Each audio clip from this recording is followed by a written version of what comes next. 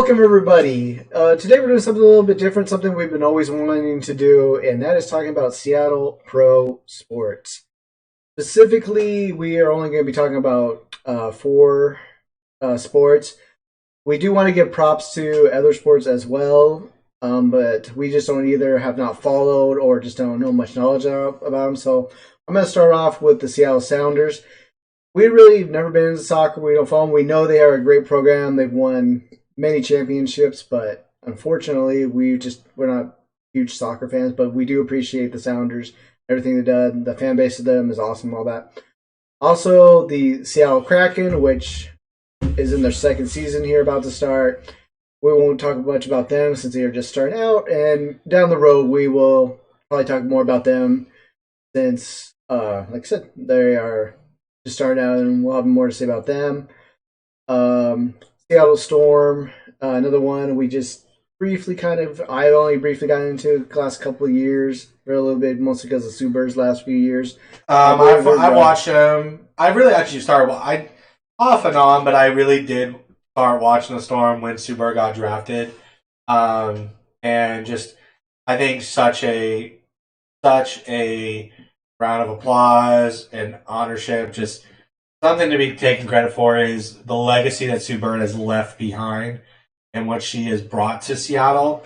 I know that there are so many great athletes, and we'll talk about them this episode and everything like that from each sport. But I think I just want to throw this out there that I think that if anyone should ever talk about greatest athletes in Seattle sports history, there's no doubt in my mind that Sue Bird name should be on that list. She should be considerably one of the best, thinking about she brought the Storm to 4 WNBA championships and 4 titles. One of the all-time greatest players in WNBA history. Just an absolute, GOAT of the sport. And just, again, thank you, Sue Bird, for the many, many years and what you've done for women's basketball and basketball in general. Not only is your career in just the Seattle Storm, but your college career at UConn, to your Olympic gold medals in Team USA. Like you were more to the sport than words can say. And you think about all-time greats in the sport of basketball. Obviously, there's a lot in there, but there are women that should be up in that consideration as well. Thinking about Lisa Leslie, Diana Taurasi, Cheryl Swoops, and Sue Bird. So again, just much love and respect to Sue Bird and what you've done for. Awesome. Thank you, Ryan, for sharing that. Like I said, Ryan followed more of that than I did, so I take his word for it, and yeah. I don't got much influence to say, but yeah. Hopefully I try to watch more Storm games here going forward. Next one I'm also going to have Ryan touch on because he was more part of it than I am. That would be the Seattle Supersonics. He grew up with them up until the point where they unfortunately got moved out of Seattle. I, again, briefly know little bits and pieces about them. So I'm going to go ahead and let Ryan talk about that. First of all, what a tragedy that was. I remember that when the announcement was made that the Sonics were leaving for Oklahoma City, and how hurt the city was for that. The Sonics have been such a big part of Seattle and a big part of Seattle sports. It was their second major sports championship in the city of Seattle ever. And just there was such a big fan base for them. There were so many great memories. Obviously, they've won one NBA Finals out of 3 attempts. Fortunately, they had a chance in 1996 to go back and ultimately win it. It was probably the best team that Seattle's ever produced. However, you faced Michael Jordan. But just so many great memories, thinking about great players, Gary Payton, Nate McMillan, Sean Kemp, Ray Allen, Gus Williams, downtown Freddie Brown, Spencer Haywood. A lot of those guys that I didn't end up watching, but with the Sonics, though, like there were so many great memories. Thinking about the years of Kemp and Peyton and the dynamic duo that they were, to even watching Ray Allen and Rashard Lewis um, really start that 3-pointer Flash Brother mentality that you see now in Golden State. Just it was so much fun to watch, and it's upsetting that they're not there. And hopefully Seattle sees a NBA team come back because there's such there's such a good fan base in Seattle for basketball, especially for the Sonics, that it would mean it would mean so much to watch them come back. I would say this: over the last 3 years that I've been living with Ryan, he's gotten me back into sports, and now I kind of wish that I was more into basketball. I've been actually watching a bit more basketball lately than normally that I do. I just never cared to really watch it, but I have been. But now I wish I did get into that, be a part of that at least somewhat, watch these guys because they went on to have great careers. And who we love watching? Who's our team? Who's our team? You know who they are. Y'all can call me a bandwagon, but hey, Seattle Supersonics left. So, yeah, I had to go find a new team. Curry and the Warriors. But yeah, I just want to throw that out there that I wish I would have been a part of that, especially when they brought, you said the second championship to Seattle. Because technically, we brought a hockey one, I think, first. I think we were very early on in the NHL. The Seattle Metropolitans was the very first major sports championship. I think it was like 1912 or something like that. They won the Stanley Cup. That was Seattle sports' very first major championship. Something we didn't even know until the Kraken started up, and then they pulled that out. We're like, oh, yep, okay. Because, for the longest time, I always thought, oh, yeah, the Sonics were the first one to bring, a national championship to Seattle. Mm-hmm. So, anyway, hopefully, here soon we get them back. We're supposed to be getting them back from what it sounds like. And that it will give me a chance to get into Sonic basketball.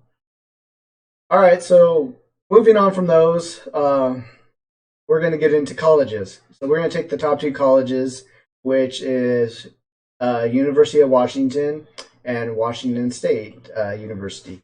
Now, this podcast is not just about Seattle professional sports, but we want to talk about like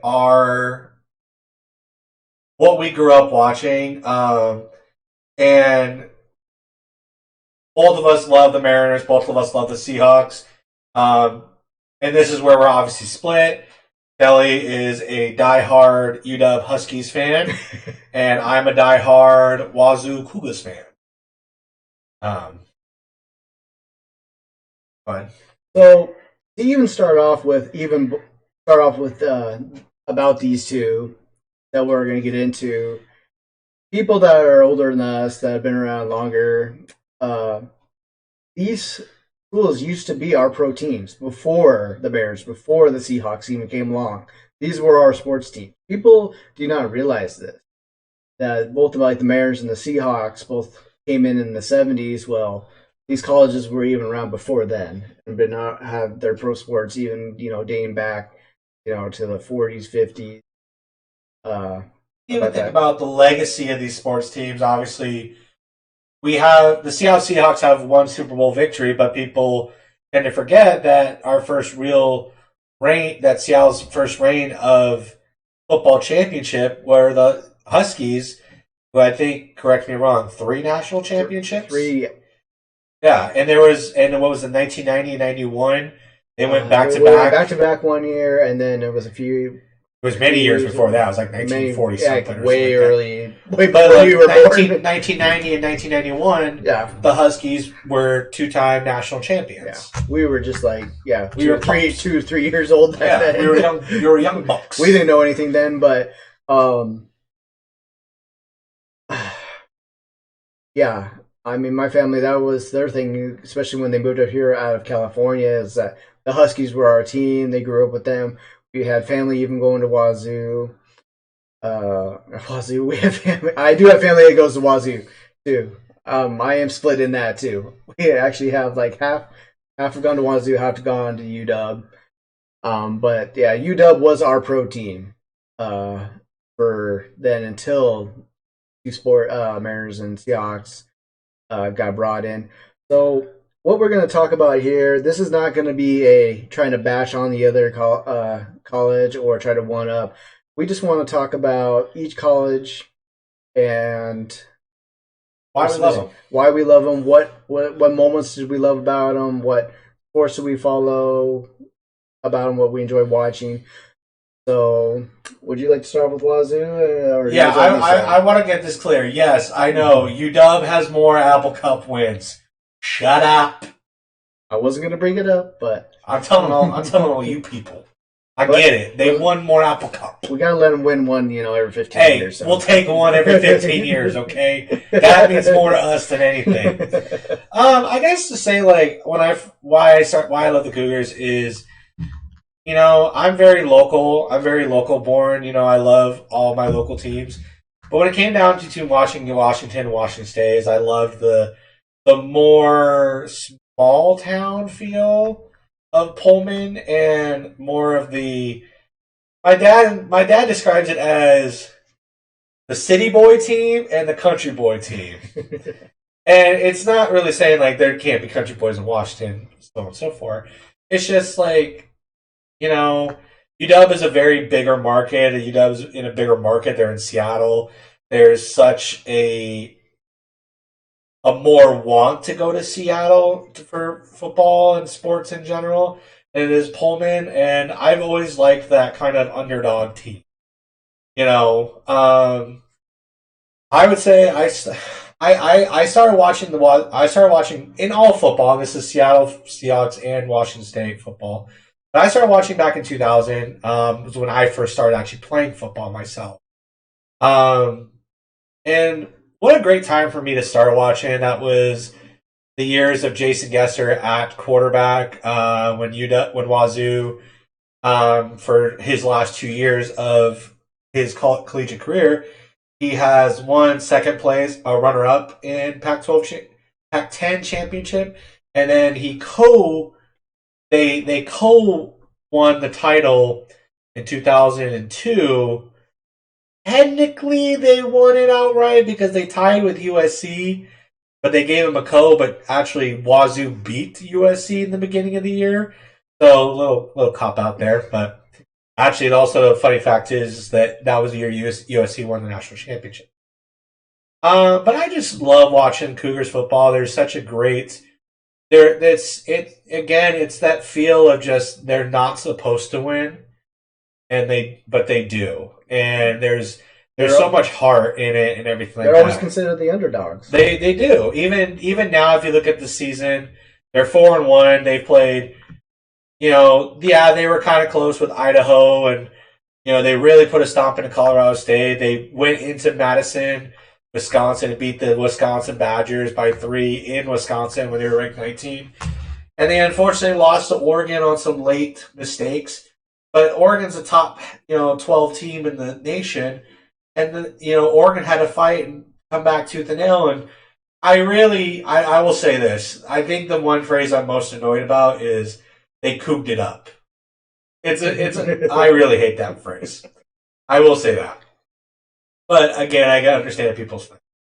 But for Cougars football, I just love the amount of heart that you see in all these players. There's been some rough years and everything like that. There's been some really bad years. The Paul Wolf years were really bad. I mean, atrociously bad. Holy crap, they were horrible. But, just, again, I love being part of that Cougar fan base and just showing that real love. I had a great time I actually went to a Cougar game. 2006. We unfortunately played USC and ended up losing, but it was such a fun morale, such a fun time, such a great memory I have there, and the atmosphere, and just again, I love what the Cougars really mean in football. I love what they're all about. We can talk about greatest moments in a little bit. Talk to, Kelly, what's your upbringing with UW? Where did you start from? And, Like, what makes you love UW football? Honestly, I think it was because of my family was so into it. Back when I was little, we would have the games on always come the season. Of course, being a young kid back then, for me, I was like, oh yeah, cool football, yeah, cool. I hardly pay attention, but I do still remember the days of watching some games like Matt Tuiasosopo and Kevin King, Polk, some guys. Um, Watching some, even a classmate of ours from a different school, Jake Locker. Um, Our I own classmate. Even our own classmate that even got a scholarship to go to UW as well from our class. Football was always our main one, but we started to grow out a bit. We actually started to get into the softball, the fast pitch side of it as well when they started to get really good. Watching the years of the Daniel Laurie days there when Won the national championship, Daniel Laurie. Yes, they did. Same time, Jake Locker was there during his days, and we were actually getting into that for a while too, and that was something different to it because I had three stepsisters that all played softball, so watching this was like kind of like reminding me of like watching them. And so I still would like to go to a game. We've actually talked about going to one of those games. I still like to watch them. Even right now, the team right now is still doing very well. They're still a competitive team. We were able to watch a little bit here this last season and the season before of the team. I kind of going up and down with them, but I enjoy watching. Other sports, basketball back in the Isaiah Thomas days, when we were real big then, it was the only time I really got into basketball. I never really followed. Jesus. I feel like I heard it. Yeah. I thought it was you in the chair. No. Just leaning back. No, that was... Okay. So anyway, yeah, back to this idea until they kind of just fell to back down a bit. Other than those, like sports, those are pretty much the only ones I follow. I know our rowing team is phenomenal. State champs, national champs. Yeah, even beat the national team. They were just that good. I've watched a tiny bit of baseball, but I just couldn't get into it. I never really could get into college baseball for some reason. I think because I was already a big Mariners fan. And it's really hard because I'll agree to that. Like, I've followed Cougar baseball, but not really like watched anything because they're never on TV first and foremost. Well, that was yeah. But and same with like the only time I will say this, I do love UW softball. I love softball as an growing up with my sister. Played a lot, so I did a lot of travel and watched her play. Yeah, same here. I always had to go to watch my sister's games. Yeah, but so I grew to love the sport. And softball, and Wazoo actually doesn't have they have a club softball team. They don't actually have a collegiate team, but as you could say, and one thing is like I do love watching softball, and with Wazoo, like I do enjoy watching basketball. My earliest memories though were the 2006 or 7 to that was the years of Derek Lowe, Kyle Weaver, and a few other really blanking on Aaron Banks,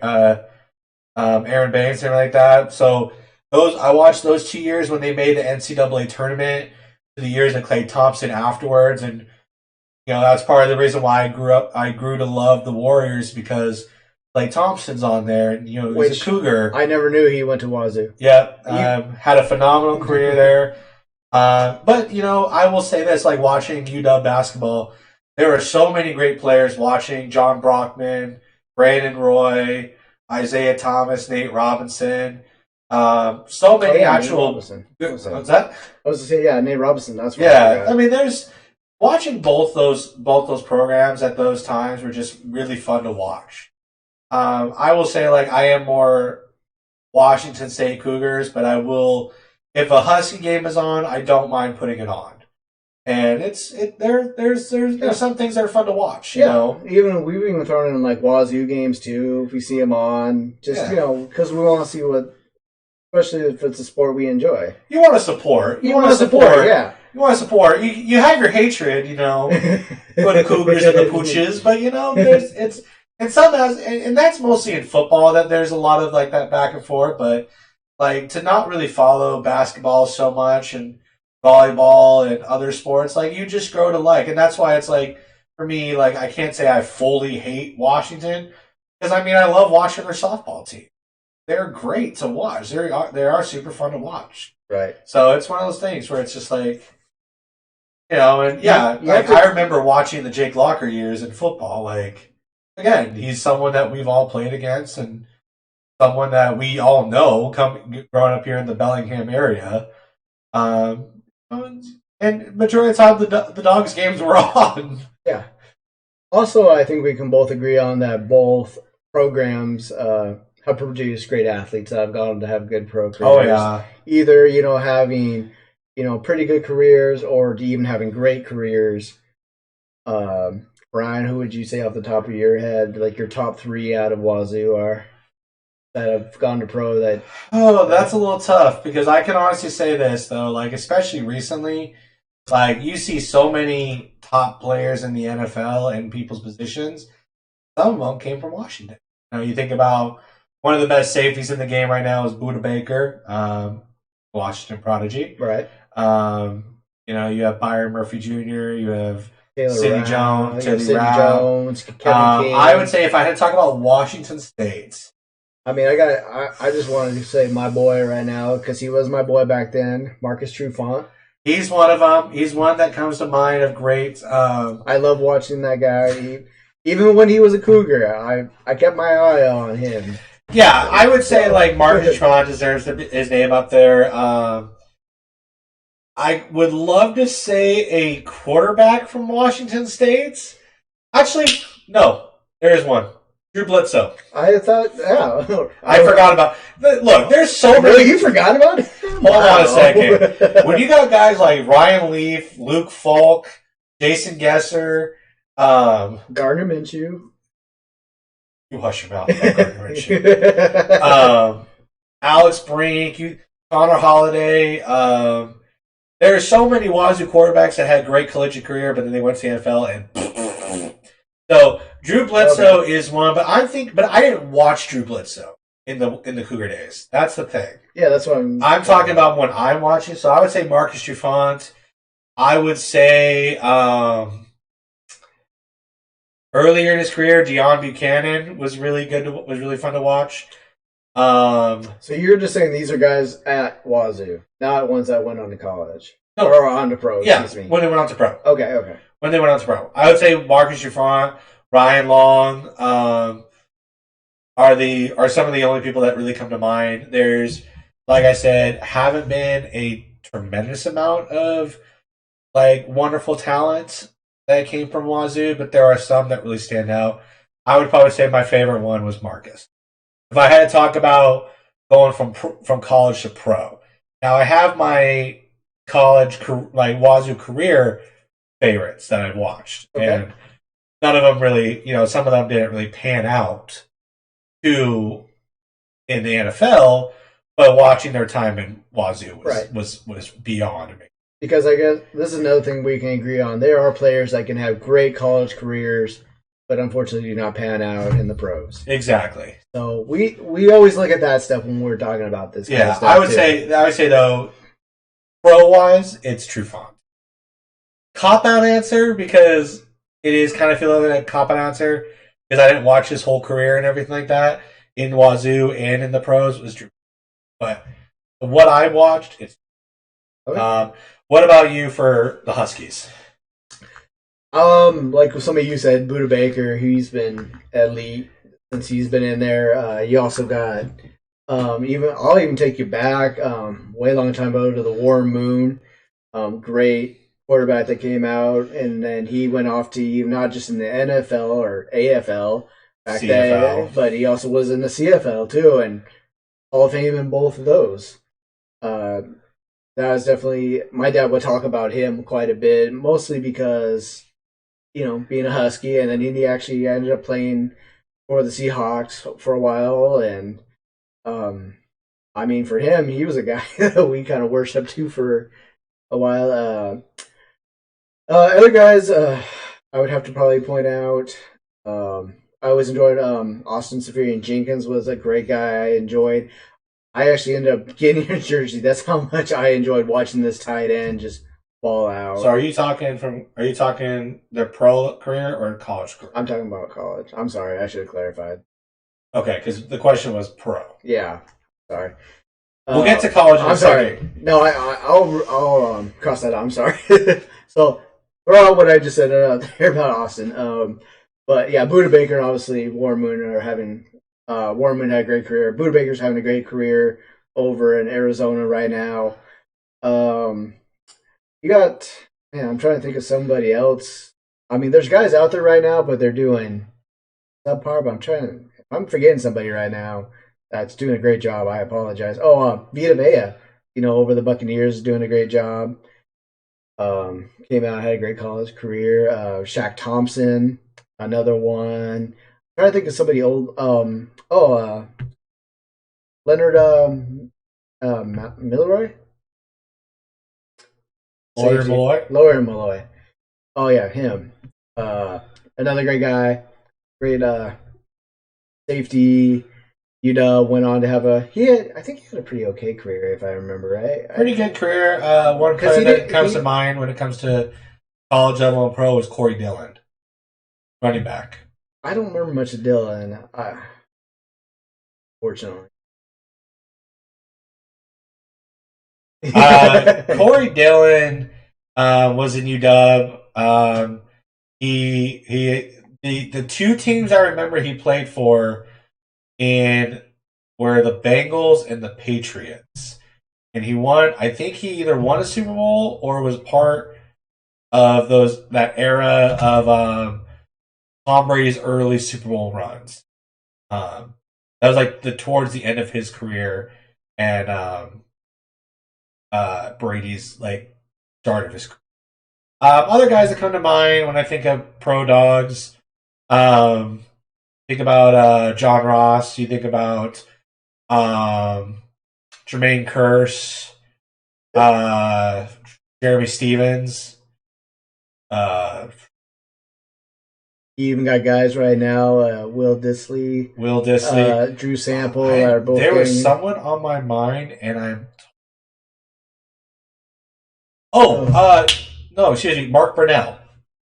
There we go. Jaguars quarterback. I always forget about him. I don't know, not know why. He's like that one part of that quarterback history that I always. Well, it's because to be fair, like with him, like he had his start in his career in Jacksonville, but then when he went to like the Saints or some other teams, he was primarily backup. So yeah, he bounced around. That to me is like a reason why, like, you can talk about Mark Brunell, but then when he was in the pros, he started with Jacksonville and then really kind of didn't branch out after that. Yeah, and also I would like to throw out a Wazoo, current offensive lineman right now on the Seahawks. Abe Lucas, yep. Who he's actually doing pretty good. He's doing okay. He is. I think he's starting to get a bit better with each game. But, rookie season. He's going to have his struggles. Well, that's the thing that you can applaud Washington for, is that they really became a great school full of tight ends. You think about Austin Seferian-Jenkins. Kyle Otten, who just got drafted. Kyle Otten. You Jeremy have Stevens. Jeremy Stevens, Drew Sample, Dissly. Will Dissly. There's been a lot of really good tight ends that come out of Washington in the recent. So now going from pro, now we're going to talk about college, just their college career. Who were some dogs that you like watching in their? I would have to say, guys, I definitely enjoyed watching. We're definitely, like I said, Austin Seferian-Jenkins earlier. I loved watching that guy. It was almost a guarantee at any time the ball got thrown to him, he was going to catch it and make a big play. So definitely put him on that. Just Miles Gaskin, he was really great. I enjoyed watching that guy run. Yeah. Pretty much almost that whole team that we had there with uh, The Chris Peterson the era. Chris Peterson era right there. Dante Pettis, John Ross, Jake Browning, Vita Vea, Shaq Thompson, Kevin King, Buda Baker, Taylor Rapp. I mean, that was a great class. All those guys right there that have gone on, be in the NFL. Some are just still, playing at the high level that are starters here. Some are still on teams. But I mean, still, it's great to have a player get drafted out of your school. Yep. Same going on to the NFL. I'm trying to think back to if anybody else I can think of off the top of my head. Desmond Trufant, Marcus's younger brother, went on and got drafted by the Falcons. And I'm not sure if he's still in or he finally retired. I remember not too long ago I saw him as a backup on the team. Either last year, stepped down. Either last year or the year before was his last year. It was 2 years ago. He was on the Saints or something. I'll have to look it up. Anyway, yeah, some really good guy. Danny Shelton, Greg Gaines. I mean, I'm probably forgetting a bunch of other names out there. Jake Lockyer, like you said, he was a local boy. We enjoyed watching. Unfortunately, due to it being injury prone, couldn't last in the NFL. Yeah, you got anybody you'd like to add or throw anybody else? Wazoo? Yeah. I haven't even talked about Wazoo. That's what I'm saying. If anybody you want to add. So I will have to start off with one of the first quarterbacks I ever watched, which was Jason Gesser, in just that era. So fun to watch. Honestly, Gesser was the name I remembered the most. Also, Marcus Trufant, and just watching them was so amazing. I have to think about probably the most quarterback that I remember outside of recent years is Alex Brink. One of the few quarterbacks that actually have a very success rate against Washington. Never played in a bowl game, but always was super fun to watch. I would talk about Michael Bumpus. I would also like to bring up Jerome Harrison. Thinking about and then current guys. I remember Jeff Toole, who was pretty decent. Connor Holiday. I would say though, of recent years, Luke Falk, who set so many Wazoo career records. He was always so fun to watch. I actually that one game sticks in my head. That one game where he threw 5 touchdowns, I think it was. Yep. I was in Seattle. I happened to go to some bar. And they had the game up there and watching this, and I'm like, this is balling out. Who is this guy? And he had a great career, but I think that there were other people that if they had the same amount of career would have been better. Because thinking about the Mike Leach era at that time, it was very pass heavy. Thinking about Anthony Gordon, who threw for 8 touchdowns in a single game, still lost, but that's a remaining mark. I would say my favorite Cougar of all time.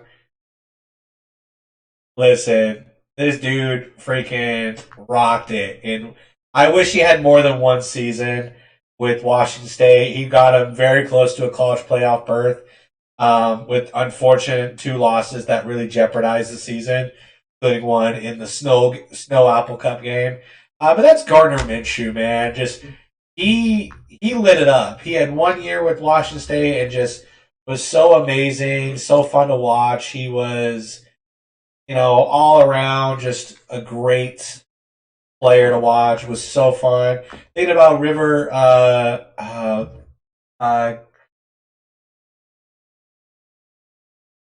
my God, it was recent receiver. I'm really bad with names. But another guy I liked watching in the recent years was Max Borghi, the running back. Just all around great. He reminds me a lot of Christian McCaffrey. Yeah. Oh, but he was so elusive. He was catch out of the backfield. But he had power too. He had power. He was so fun to watch. I would say my favorite player of all time, I would have to go top 3, would be Gardner Minshew 1, Jason Gesser 2, and Max Borghi 3. Nice. Or not Gesser 2, I'd say Alex Brink number 2. I really liked that era of him, and Gesser would be 4, but that's because he was the first quarterback I watched. But I would say those 3 would be my top, and they were just so fun to watch. And brought so much joy in watching LSU. Obviously, great players that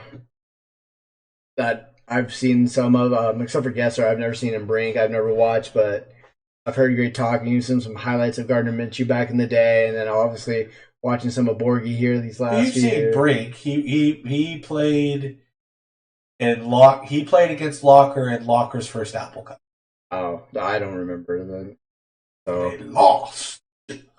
Like I said, Alex Brink had the best overall career against Washington.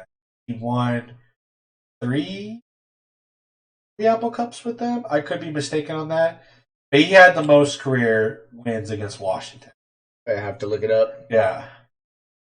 That would be something we could talk about sometime. Oh, eventually, we really don't need to. It's been one-sided. Let's be real. Well, eventually, though, I do want to do a thing where we just talk about just have one big podcast about one particular sports program. Eventually, that way we get a little bit more in depth. But anyway, I don't have anything more to add to this. Unless you do, unless we want to move on. No, we'll move on. All right, up next, we are going to get into our top 2 pro sports, that being the Seattle Seahawks and the Mariners. We are going to actually talk about the Seahawks first. So, I'll go ahead and start off. I actually was not a Seahawks fan at first. I was actually born into a 49ers family, so I got ridiculed when I made the switch over, but when we were living up here, it started actually with my dad. He had 2 favorite teams, and his was always the 49ers because we were from California. But then when they moved up here, he also liked Seattle, but they were in different divisions back then. Well, then they put them all in one division, then it was like, crap. But I do remember going to see games at the Kingdom versus the 49ers and against the Raiders and stuff like that. Yeah, I've been part of it. It got really big. I remember some players back then, like the John Kitnas, the Ricky Waters, the Joey Galloways, who I remember I really liked that guy for some reason for going early. I unfortunately missed out on, of course, the Steve Largent and the whole Kurt Warner and all those other greats that, Most of those times we weren't even born. But I want to point out, I wish I was born back then to watch these guys, seeing the start of a franchise and, see it build. But yeah, early 2000s is when I really started getting into football because it actually became a big thing in high school that I noticed that I think because we were getting older, and especially guys that were playing football like you got more into watching it, and as a fan, I got into watching it a bit more, so started paying more attention and got into it. I remember getting in right in the when I first started paying attention was the Trent Dilfer days when he was first quarterback and Sean Alexander was just starting But like I said, I remember the John Kitna era. For that was a brief while, but I can't remember if there was somebody after Kitna that they had. There were so many quarterbacks that got through. Like I was the same way with you. I started watching in probably 2000, 2001. My first memory of watching Seahawks games was not actually in the Kingdom, at Husky Stadium. During the rebuild? During the rebuild. Rebuild stadium? Yeah. So I didn't really watch Seahawks prior to that. Again, I wasn't really big into football until I started playing it. But I know, obviously, there's Dave Craig, there's Warren Moon, John Kitna, Jim Zorn. God, there's so many other quarterbacks that I really don't know. But I was there for the the Dilfer, the Hasselback quarterback battles. Yep. Sean Alexander. I will say this: bring back those unis, man. I love those uniforms, man. But yeah, I grew up the same time you did with the Seahawks.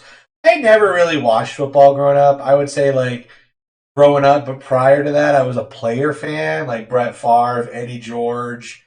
You know, two of my favorite players growing up watching. But I never really cared about their team or anything like that. Right. But for me, like watching the Hawks was like that was the team for me. That was again. I have this thing about me that if I'm very local born, so wherever I were to lived at, I would have been a fan of those teams. Just so happened to living here in Washington, I'm a diehard Mariners and Seahawks fan. Obviously, we're talking about the Seahawks, and my earliest memories was just literally watching Sean Alexander run freaking miles on everybody, and watching him with the cutbacks, and watching my boy Walter Jones play the pancake game. I mean, you think about the earliest years that we started watching it, and the era of Mike Holmgren and Hasselbeck, Dilfer. That's when I think Seattle football just blew up. Oh yeah, that's because we were winning and we had the new stadium, and we were just. Oh yeah, I think that's just what set it off. It did, but just like being the fan of the team, like Sean Alexander was the face of the franchise and he was the big name player. But we talked about this before. The fact that watching guys like Daryl Jackson, Corn Robinson, Bobby Ingram, Jeremy Stevens just absolutely lighted up, on the offensive end. And watching guys like Lofa Tatupu, Cortez Leroy Hill, Lawyer Malloy, Trufant, Ken Hamlin, Chad Brown, Patrick Kearney, Grant Jordan Winstrom, Marcus Tubbs. There's a name. Yeah, right. Just like there was so much fun to watch. Obviously, Daryl Tapp. Yeah. I didn't watch the Cortez Kennedy years. Kenny Easley, those former players. Steve Largent. I think I just caught the end of Cortez's. But just the time that we started watching the Hawks was so much fun. And this was the end of the AFC run, and this was starting the NFC when we got into again. It's really funny is that there's 4 different names for the current Seahawks stadium. It was Seahawks Stadium, Quest Field, CenturyLink Field, and now Lumen Field. I personally like Quest Field the most. That was always the best name. However, going back to it, just. The same way I felt about Wazoo was that the Seahawks were never a team that was supposed to be good. Right. It was, who wants to play in the Pacific Northwest, always rainy and crappy and everything. Nobody wanted to play, yeah. I would say, obviously, we can talk about our favorite memories and everything like that, but I think maybe we agree. And you think outside of the recent Super Bowl run that we had in 2013, man, that 2005 year was so much fun to watch. Oh, yeah. First of all, watching Sean Alexander break the rushing record and rushing touchdown record in a single season and just watch him just run wild on everybody was so amazing. And then, watching guys like Hasselbeck really, I think was a very underappreciated quarterback in all of the NFL. He was a very accurate quarterback. Because he had this guy called Sean Alexander. Well, and also because he was bald and probably wasn't good looking. I mean, let's be real. I mean, yeah, but he made wearing a hat backwards look good, so. I mean, he was a very underrated quarterback, in my opinion. We had a very underrated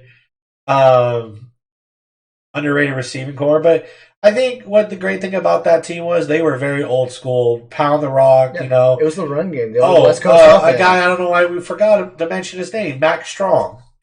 I was going to bring him up. Yeah. Just didn't bring him up before. I was letting you go. Okay, anyway, continue on. Max Strong leading, that run. It was definitely, having that run and everything like that. And honestly, it was just so... to me, I love that 2013 year, and that's probably because of Marshawn and the defense, but that all around watching 2005, 2006 year with the Super Bowl run and the unfortunate Unfortunately, lost to Pittsburgh Steelers. That was a really, really questionable Super Bowl. Let's be real on that. Yeah. But just watching that whole season was the funnest to watch. Just because, like, and Mike Holmgren, arguably one of the best coaches to ever coach in the NFL. Well, if you look where he came from, under Bill Walsh, coached over San Francisco. That's what I mean, over in San Francisco, and then over in Green Bay, and then both places. I think he was also under Bill Belichick for a time. I can't remember if he was there for a bit, but I do remember he was under the Bill Walsh. Bill Walsh, especially. I don't really know prior to Bill Walsh. But he had to run with the 49ers with that Steve Young era. Yep. Then he moved over to Green Bay and became the head coach there. Which he went on to win a Super Bowl with Favre. Yeah, with Brett Favre. And then,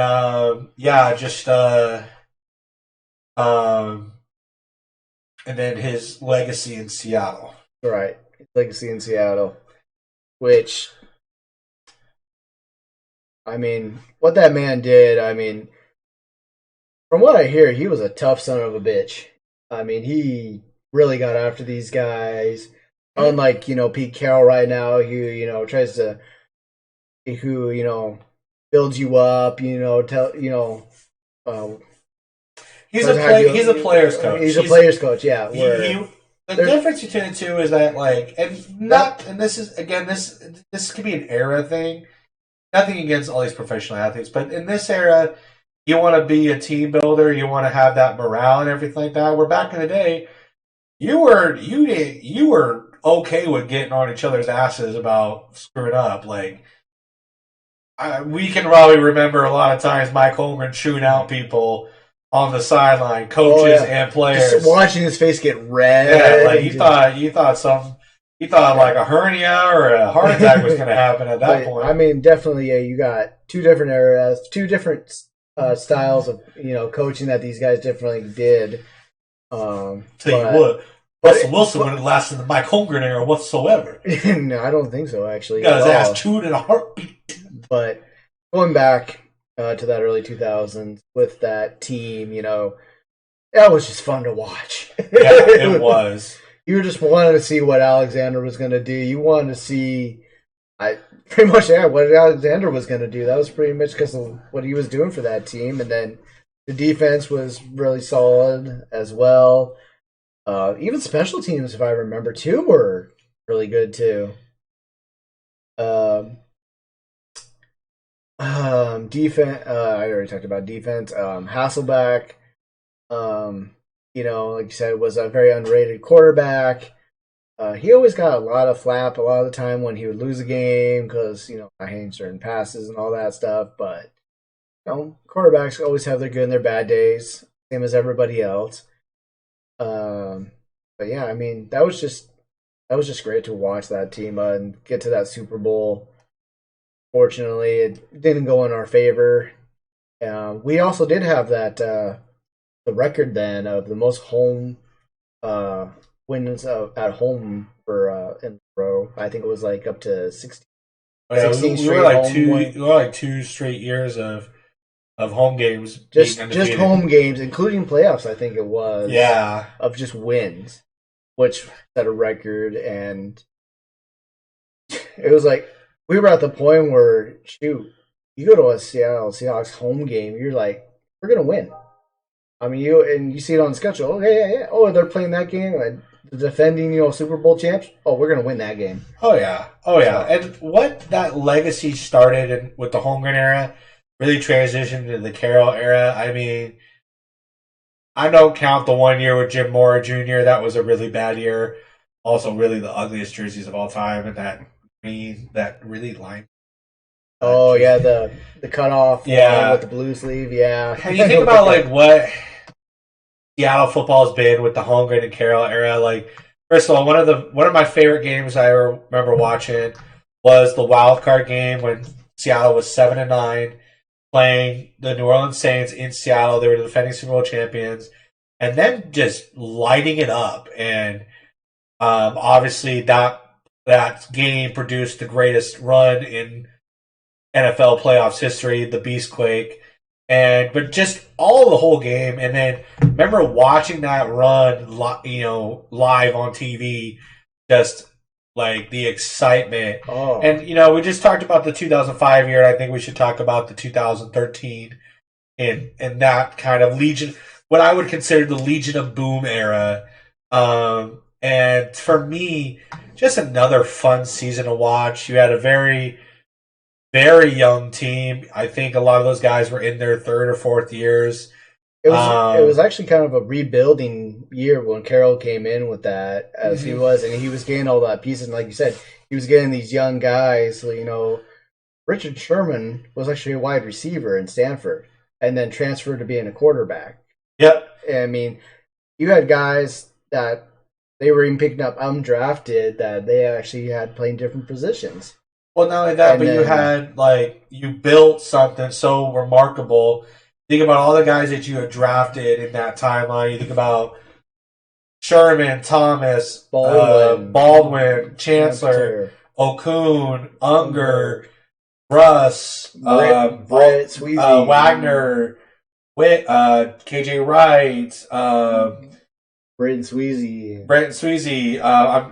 Were they part of this? Max Unger, yeah. Yeah, they're part of that Super Bowl. J.R. Sweezy? Yeah. They won a Super Bowl? Brent, yeah, they were part of that Super Bowl with us. They were that right side. Right side was Bruno Giacomini. I don't remember J.R. Sweezy. No, Britt was the right guard and Sweezy was the outside. For the longest time.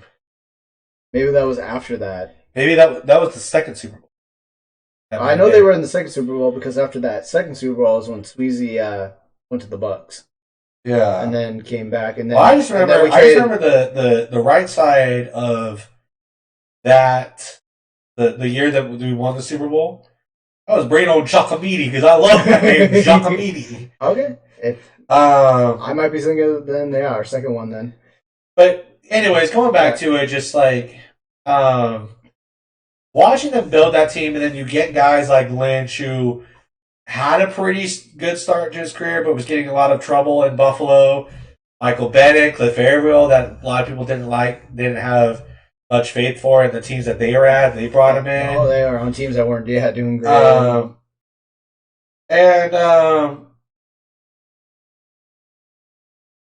Yep.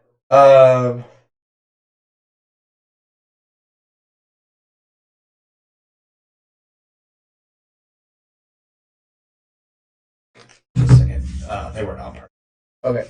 But just watching that, and it actually really is funny is if you really watch that, and again, much credit has to go to what they built and everything like that, and every part of it. And I will say, as in other podcasts, you've heard me bash this guy, but credit does have to go to the play of a very young Russell Wilson and bringing that athleticism to the Seattle Seahawks at quarterback. But let's be real. We won the Super Bowl in all those games because Marshawn Lynch is a freaking man who had a worse line than you think about the worst line in 2005. If he had that offensive line that Sean Alexander had, we'd be talking something completely different. But we'll talk. But that's for another game and everything like that. But so Marshawn Lynch and what he brought to the offense, watching Golden Tate. I know a lot of people aren't fans of Golden Tate, but I loved him in Seattle. Doug Baldwin, Jermaine Kearse, Sidney Rice, who had an unfortunate injury-ridden career. Also, how much swearing can we do? How much what? Swearing can we do on this? You can do as much as you want. I don't care. Fuck Percy Harvin. Waste of a fucking space. Don't even get me started on guys that I swear were just waste of fucking space. Waste of money. But just overall, because again, as much as I love that offense, they were not on the field as much. But watching that defense was something else. Watching Cam Chancellor lay the fucking hammer on everybody. Watching a young Bobby Wagner in almost every tackle.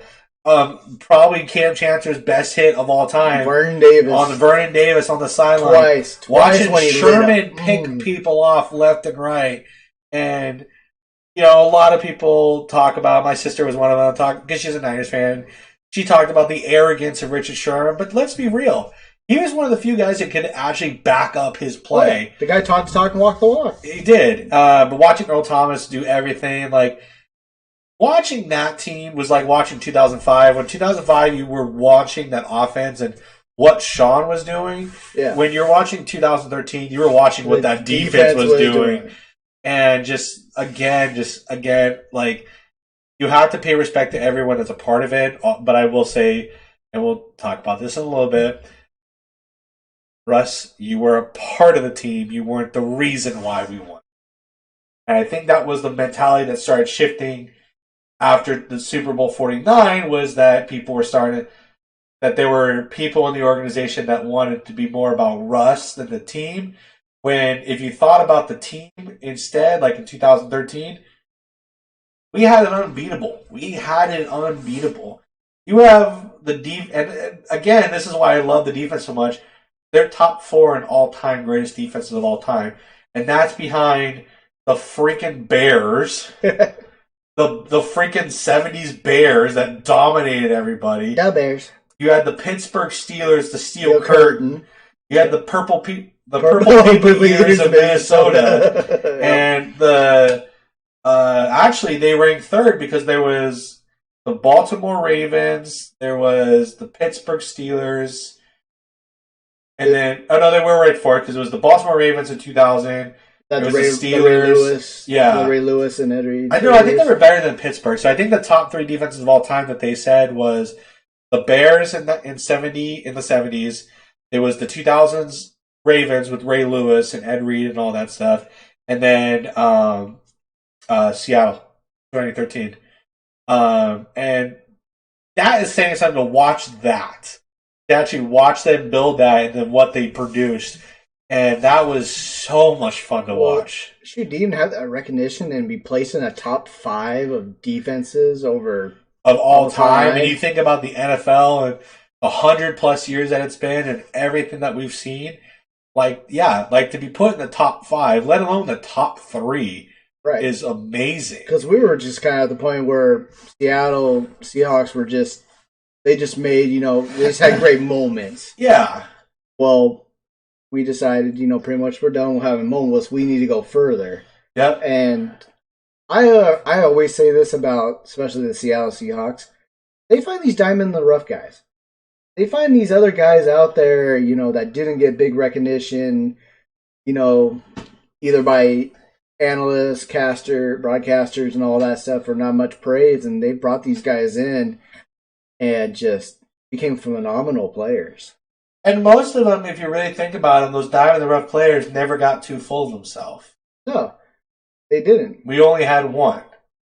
Pretty much. We've only had one. And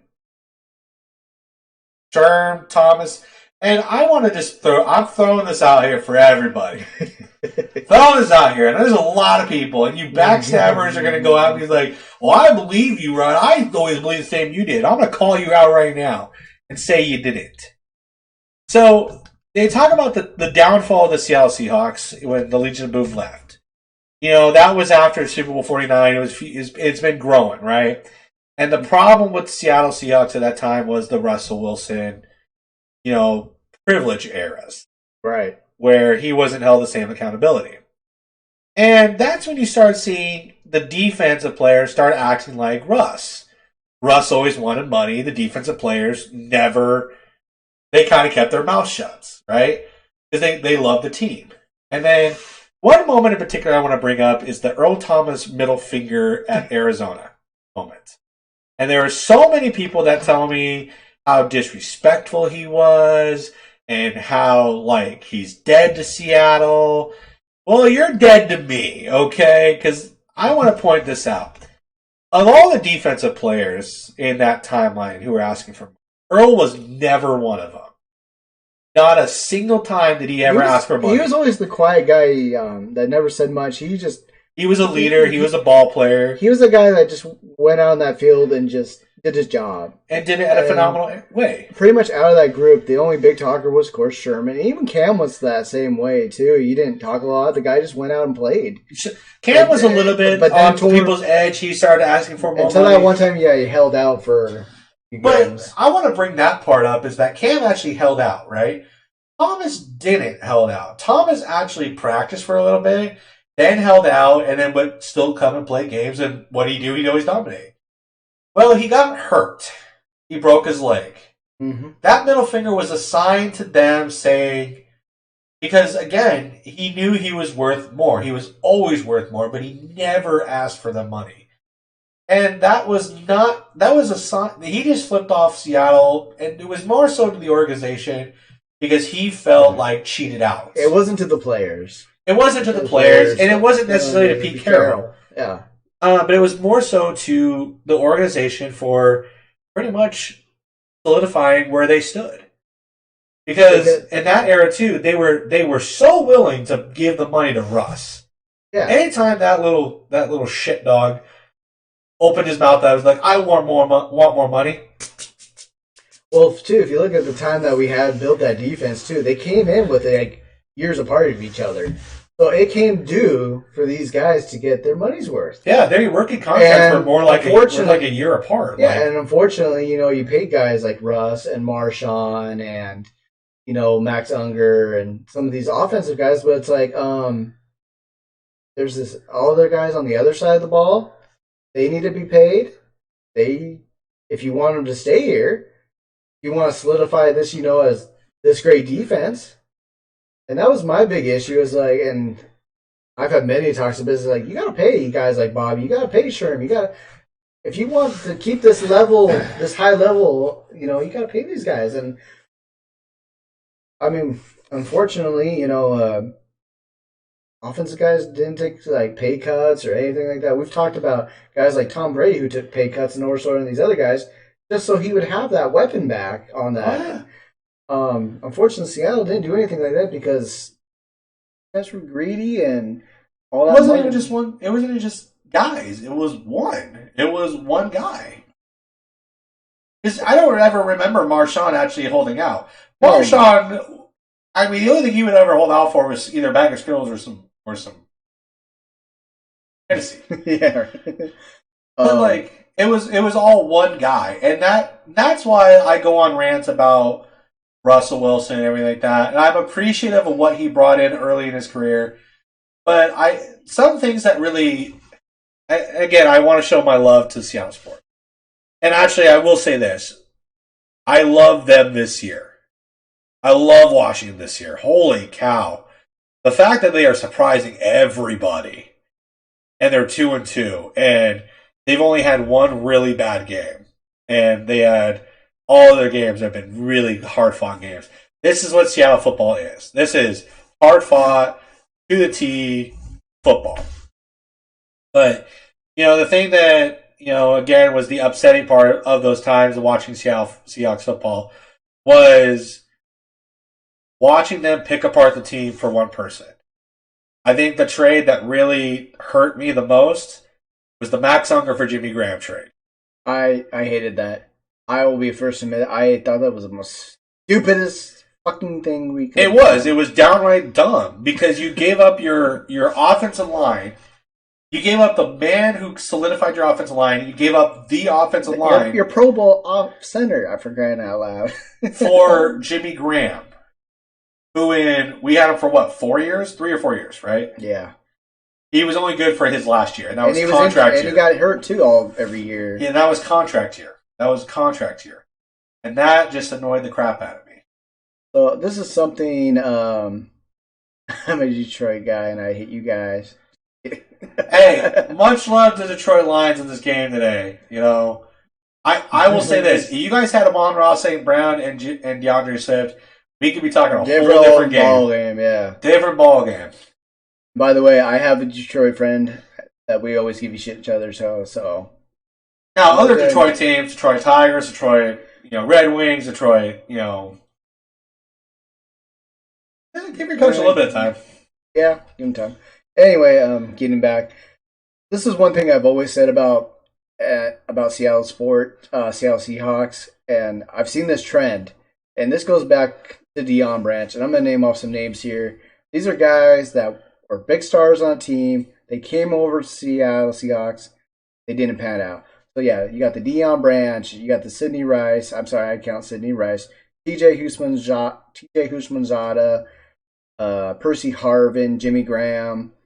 Those are like my top five right there. That guys that we brought over and just they were big stars over there. And I'm like, this is why I never want Seattle to ever go out and get a big time star, especially on the offense, because I always feel they never pan out. I agree with your list, except for Sidney Rice. Like I said, that's my own personal thing. Only because, and I'm going to say this though about Sidney, he actually produced. He produced more than out of that group, and that's why I show more respect. But he was injury prone.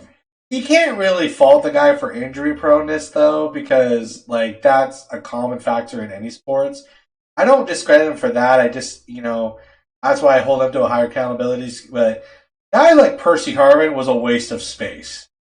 Literally became so, and they really pushed him again. He's like, oh, he had a kickoff return for a touchdown in the Super Bowl. Anyone could have done that. That Super Bowl, you could have literally sent out the water boy and he would have done great. I know, the guy only played in like one regular season all year, and then and actually, that game was the only game he played full time with. He appeared in two other games, and one was the against the Minnesota Vikings. He was there for the kickoff, and then he was out. Yeah. And then he appeared for a few plays in the New Orleans Saints playoff game and got hurt again. He was a waste. Deion Branch was a waste. Graham was a waste. Husmanzada, I don't remember too much, but we got him at like the tail end of his career. We did. After the whole Chad Johnson and him over there in Cincinnati, that were a great duo over there, and then broke that. Oh yeah. So anyway, let's go ahead and move on for this because we've been talking about Seattle for a while. So I'd like to actually end the Seattle, the Hawks one. I would actually like you to name your top three offense, defense, and special teams players of all time. That top three for each, or top three, one from each. Top three in each. Top three in each. All time. Okay. Offensively, I will have to go with Sean Alexander, Walter Jones, and Marshawn. Which is funny. That's the exact same ones I was going to pick. You really can't. I mean, there's so many great players, but for me, like Walter Jones, watching him as an offensive lineman and growing up being an offensive lineman, that was something you always watched and you always wanted to always play like and everything like that. Sean, how can you not love Sean? Yeah. Sean is our only MVP we've ever had. Watching that 2006 year 2005, 2006 year, 28 touchdowns, amazing run, amazing career in Seattle. And watching Marshawn Lynch just old school football, everybody. Yeah, smash mouth run football. Oh yeah, and he did it in such a manner that just brought so much excitement. Defensively, I'm going to get... this one's hard because there's so many I can say. I would have to bring it down to this, though. Sherm is one. I loved him. I love watching Richard. Earl Thomas, and I'm going to go with Lofa Tatupu. Okay. Thinking about 2005 and everything like that. Really close. Really close. The three other that are really close are Julian Peterson, Brandon Mebe. Oh yeah, you and your boy Brandon. Cam Chancellor, and really, there's so much. Red Bryant, Wes Clemens, Cliff Arrell, Michael Bennett. Like I can go on about the defense, but I would have to say my top three is Sherm, Thomas, and Lofa. I just loved watching those. My three would be Cortez Kennedy, Lofa Tatupu, and Earl Thomas. Okay. Those were my top three for the defense. Okay. So special teams. What do you got for special teams? This one's a little bit tough, but I'm gonna go with number one is Leon Washington. Oh, there's a name drop. Yep. Best returner we've ever had. set so many records and was a full-on prolific returner. I'm going to say Steven Hauschka and Josh Brown. Okay. So I'm actually going to go with one from you, Hauschka as well. I'm also going to go with John Ryan. And I'm Are also you going with Ryan because he has the ugliest faces in some of those no, moments? that's not the reason. Let's be real. He had an ugly face on that touchdown pass in the Green Bay Packers NFC Championship game. He threw that touchdown. He looked like he just crapped himself. And then there was that run he did against the Thursday Night Football against the Rams when he bobbled it on his own. Yep. And he looked like he just like, oh. He looked like Hank Hill from King of the Hill. And it was like, oh. No, that's not my reasons. Bobby! Hit the propane, Bobby! And then another one I'm actually going to throw out, not same kick return, but Ahmad Green. That I always enjoyed. He was actually a returner as well. He was before Leon. He was early on back in the Kitna era. He was fun to watch. Okay. I could have thrown Lockett, but he only did that early in his career. I want to put him down because he'd be fumbling a lot, baby. He'd be fumbling that ball. I can't Which for you, Detroit man, that's for you. He fumbled early today and got you your first score, so you're welcome. I want to give an honor. I can't remember the other guy's name, but I want to give an honorable mention to I believe his first name was Chris Margos on special teams. Always a great player on that team. Oh, Chris Margos, yes, yeah. in the 2013 era. Yeah, he was quite the stud. I'm trying to remember the other guy that was with him on that. Him and one other guy that they were part of that. They were just banger on the kickoffs and punt returns and special teams. Fun to watch. Anyway, so now we're gonna get to our last part of the segment here, guys. We're ending with the Seattle Mariners. I'll go ahead and start this off while Ryan's looking up something on his phone. So I'm gonna go ahead and we were back in the 1990s is when we got into Mariners baseball, and that was back in the days of Griffey, Cora, Rodriguez, Amaral, Glenn Hill, Norm Charlton, Randy Johnson, those early days back then of those guys when I first got in. What's up? You give me a look here. Yeah. We're going to talk about 90s, that era. How dare you leave out Edgar Martinez? Said those guys. You don't put him with those guys. You put Edgar out there in his own name. He's already blasphemous. The guy's got a statue out. Blasphemous. The guy's got a street named after him and a statue. Okay. Blasphemous. You don't put him with those guys. You put him up there with Griffey and Ichiro. All right. Fair enough. Blasphemous. Fair enough. Blasphemous. But that's where I got started back in the Kingdom. We used to go to quite a few Mariner games. My dad would be a big baseball fan, as well as my grandfather, who used to play, actually played minor league ball in the Yankee system. So as we were over here living in Washington, we would go down to at least 3 to 4 games a season watching the Kingdom. We even watched about that many going when Safeco Field first was built, and just anytime the Mariners were on, especially when I was a little kid, I'd be ask my dad, "Hey, Dad, when's the game on? Can you let me know when the game is on?" And to watch those games, especially when I got my first little PlayStation 1 game with Frank Thomas Big Hurt Baseball, and Mariners became my team, because I didn't really know about them a whole lot then, but that's how I actually learned about the lineup and what positions they kind of played.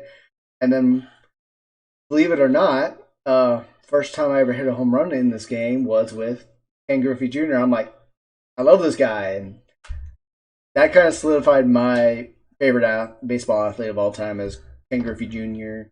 right there, and followed that guy forever, watching him whenever I could on TV. having merchandise, having posters, all that stuff. And it was so hard not to love.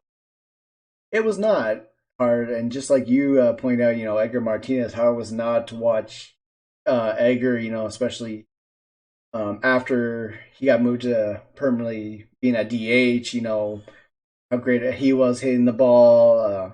Watching Joey Cora as he was that guy that went up and he got squatted like down, almost like knee bent down, and trying to make the strike zone. And watching him get on base. A Rod and his young starting pro career there, he was supposed to be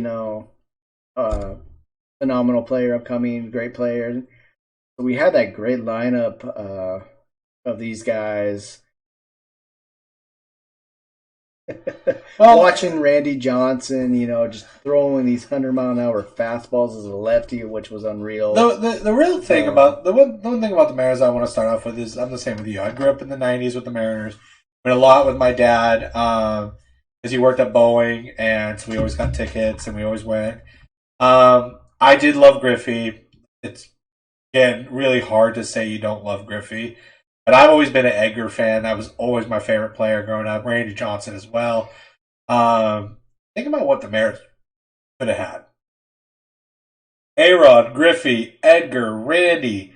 David Ortiz was in this farm system. Mm-hmm. Jason Varitek was in the farm system. Derek Lowe was in the farm system. Just so many great players have came from the Seattle farm system and everything. I was there for the 95 one-game playoff against the California Angels in order to make the playoffs. I was there at that game with my dad and my sister. Again, just Mariners baseball is something complete. It's completely different than Seahawk football and Cougars football and Huskies, I would imagine, for you. It's something completely different. Yep. And just a great atmosphere. And they've had their moments, and this is something that I was going to bring up when you talked about adding big name players to the organization.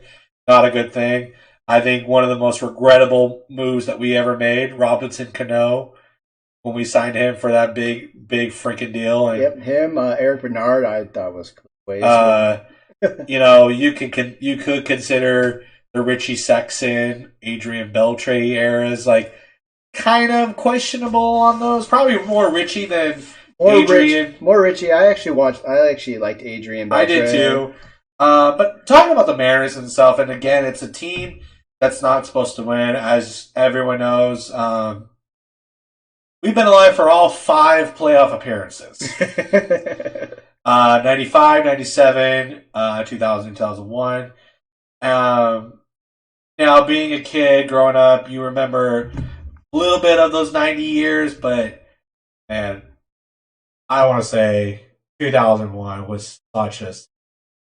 That's, I believe, is the year that people really started paying more attention to Mariners baseball. Yeah, I think more people started to pay attention, but then there were a lot of us who grew up with the Mariners that this was something that was just something so out of the blue. It's like, wow, this is such amazing.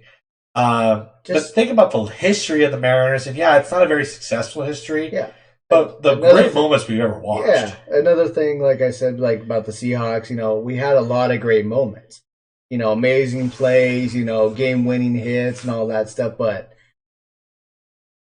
that's all we really had. Because we were pretty much, an average team. We didn't make the playoffs or barely make it or even get, even being over 500 for a season.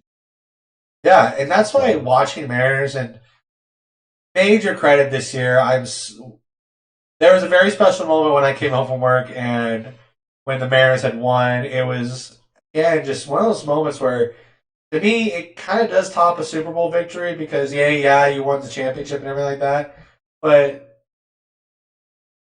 there's something special about Mariners baseball watching success for the Mariners.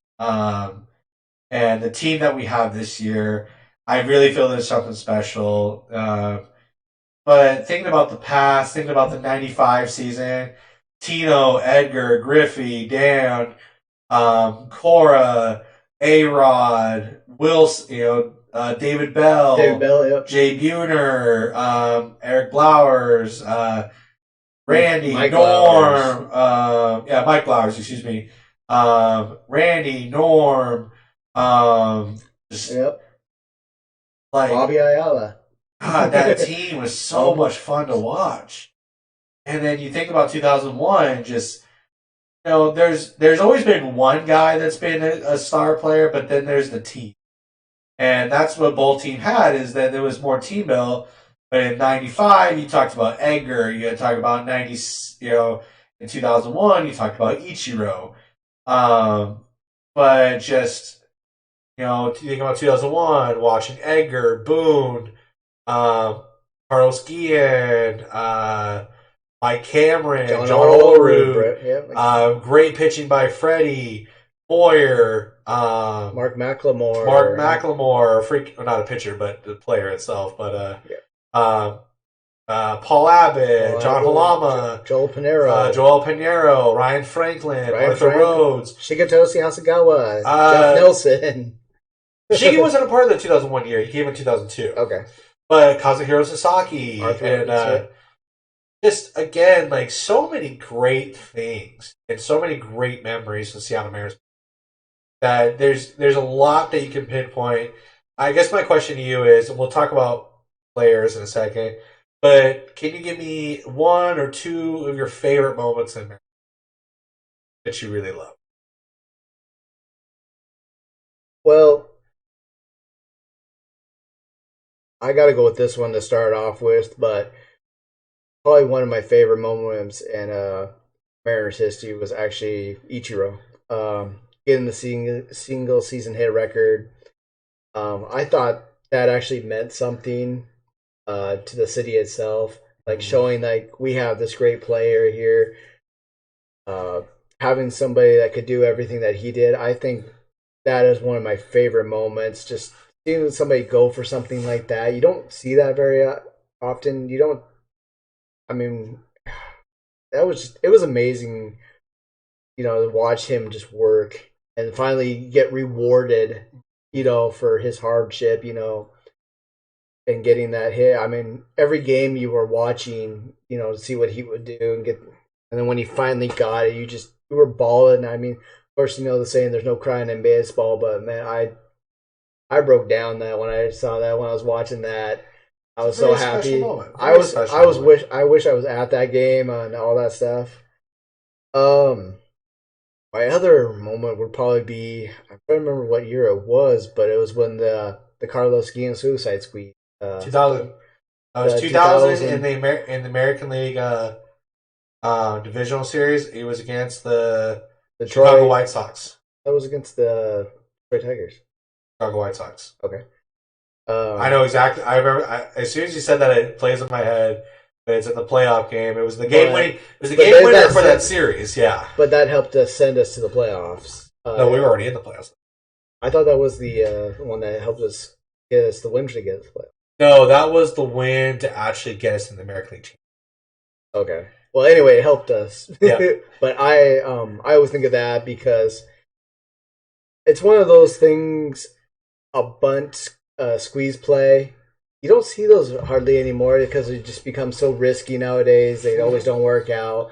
But for somebody like Lou Piniella to trust in Carlos Guillen to get that down, in order to get the guy scored, and just watching the players, reaction when it did happen and when we got the score, and then the whole stadium just erupts. I mean, I think actually I'm gonna throw one other one out real quick. I don't remember them too much, Griffey too much when I was younger watching, but I do remember when he came back when it was Cincinnati for that series that they had here. We got to go to that game, and he got a standing ovation, of course, and all that. And then he actually ended up hitting 2 home runs in that game, and the whole stadium cheered. The whole stadium cheered when he did that, and you literally had people like Cincinnati fans that were there and players like, what the hell is going on here? Is this a home game for us or something like that? That meant something to me, watching one of my favorite players. See him doing this in a stadium that, he helped, build. I know we have different opinions about that. I said helped build. I didn't say he did build it. I said helped build. Um, That was supposed to be his mansion. that was and he dipped yeah, before it was even built. He's like, right. see ya. Exactly. That was supposed to be his ballpark for him, but that I thought was very memorable to me. Watching, like I said, my favorite player, getting to see him um, come back and do that. Even to the point where the manager at that time ended up retiring because he couldn't believe how much the fan base was cheering the opposite player on this other team. And it was just like, you don't know who this guy is to this city. Yeah. Even though he, left and went to another team, that guy still, he put Mariner baseball on the map. Oh, yeah. I mean, the way he played, I could keep going on about Griffey, but I won't. You guys probably know and have seen highlights and all that stuff. What would be yours, Brian? Brian? Okay, wait. You said Brian. Okay. I mean, I'm gonna take this one memory out because again, it feels like a cop out answer is Edgar's double in the American League Divisional Series against the Yankees to get him in the ALCS when Griffey came in around from first and won it and everything like that. My special memories, that Ichiro one is really good. I want to talk about a very special one, and there's two different types of the special ones. I want to think about. There's three. I went similar to your Griffey one when Randy Johnson first came back. It was with Arizona. And the special applause and standing ovation that Randy got was special. Because Randy had the unfortunate of getting traded, and I wish that he wasn't. But again, you gotta talk politics and all that stuff. What Randy was the pitcher that really set the tone for the Mariners and his career and everything like that. Randy Johnson is one of my all-time favorite players, him and Edgar Martinez. But two other moments I want to talk about is one, when Griffey and Ichiro came back to Seattle in Mariners uniforms were some of the specialest moments that you would ever see. The emotions, the standing ovation, just the outbreak of tears by both players, just like they never left. And I know both of them had very little time in their comebacks, but just those moments of watching those guys come back and putting on the uniforms, going up to retirement, and what that really shows about Seattle sports, and like just an amazing moment. And then one of my favorite moments was, I have two, and this is about Edgar. One was when Edgar broke the doubles record. I was actually at that game. Nice. Against the Yankees. It was so amazing to watch. He broke the double record, and then the very next at bat for him, he hit a home run. But Edgar's final game in Mariners uniform in Safeco Field, I cried because, again, growing up, Edgar was my idol. Edgar was my favorite player watching, and I loved him the most because he was a Mariner from day one, never went to another team. He probably could have. He wanted to win a World Series, but he always wanted to win in Seattle, and just watching his final game was one of my favorite moments. Because again, it's just something that you never wanted to end, but it's just, you knew it came to an end. But the special ovation, anytime they honored him when they retired his number, when they did the honor for the 2001 team, and then also an in-play moment that I want to talk about that was very special was Felix's perfect game. Oh yeah, and that's because I talk about how much Randy meant for the organization as a pitcher, but there's got to be a lot of talk for Felix right now. And pitched phenomenally in the time when Seattle baseball was really trash. And to get a perfect game, and that was such a special moment because we knew he was so good. And the problem with Felix is that he never had the bats behind him. He never could get the run. He pitched for 7 to 8 innings. Strong innings. And always got the loss because he gave up one run and we never got anything, and you felt Yeah. so bad. Oh, I know. Watching this perfect game, which was the first ever in Seattle Mariners history, it was the first ever perfect game, and it was such amazing to watch, just the emotions for him and everything like that. And then I want to say one more special moment, and that was 2 days ago watching Cal Riley hit the home run at the end of the drought. I think that deserves in alone of one of the greatest moments in Seattle Mariners history. Yeah. Ending the 21-year drought, Yeah. a playoff berth. That watching that game was emotional. Oh, it was. I mean, it was you were I was on the edge of my seat because the game was tied up such the longest time, and I'm like, damn it, they're gonna beat us in this one. I want to get this done over with now. I don't want to wait till like the end of the season to get this. I want it now. Everybody want it now. Fans started coming to the game, helping these guys, supporting them. Sitting here watching that, and it was perfect. It was like Ryan, I think, had said, it was like storybook written, pretty much the way this should have been. So, Bottom of the ninth, 2 outs, 3-2 pitch. Come on now. It swung on, belted deep to right field, and gone. Goodbye baseball. The Mariners are going to the postseason. Just one of those things. There's no crying in baseball. I bawled. I'm sorry that, like Ryan said, the Super Bowl thing was great, but that I felt like meant so much more. Well, and I think too, because again, like we grew up with the Mariners more than we did the Seahawks. That's where it's a little bit different. And you got to think about not only the special moments as the team, but I think that what plays a big factor in the Mariners, and you can probably agree with this too, is we love the announcers. Rick, may rest in peace. Dave Niehaus was honestly that was probably some of the more enjoyable parts of watching baseball. Was his and I was trying to read the quote. Yeah, go ahead. But I think, and one of the things that has to be recognized is his grand slam call. It's one of the most unique ones you ever hear, and it's so damn funny, and it's so good that now these announcers are saying it now, and his good friend Rick Riz is using it too, and listening to those two go back and forth. Either Rick starts out the game, then Dave finishes it, or Dave starts the game and Rick finishes it. I remember watching that with my dad and my grandpa, and just always enjoyable. They made watching baseball fun. Oh yeah, definitely. By the way, Hawaii, yes, thank you very much, man, for the subscription here. And yeah, don't worry, we won't tell Hop. And thank you very much for stopping in and just listening to us and being part of the chat right now, man.